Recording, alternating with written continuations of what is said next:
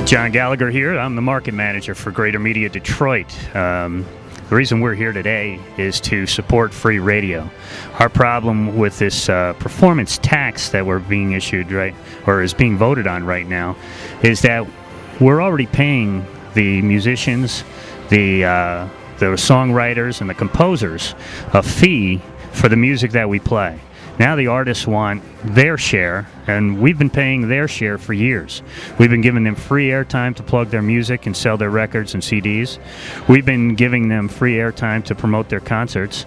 And now what they've come back to us and said, well, since we didn't cut a very good deal with our record company, we want to take money out of the coffers of radio stations that already are suffering right now because of the lack of advertising dollars that are coming into our business right now. So we're trying to turn around this decision. John Conyers seems to believe that radio is a willing and able participant and should be able to pay and fork this money over. We just don't have it. So we're trying to change the mind of the voters, change the mind of the politicians, and save free radio for you to listen to for now until eternity.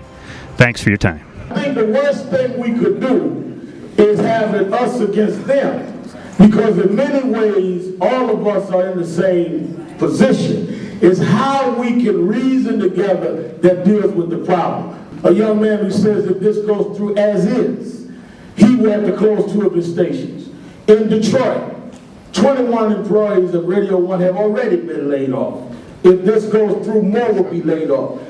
So there are those that I fear in Congress that already want to silence black radio, talk radio, and free radio.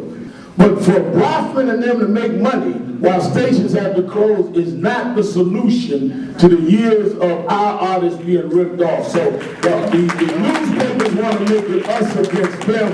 We were the ones that bought their records and bought their tickets and loved them when others didn't love them. We love them now. That's not the issue. That's not the issue.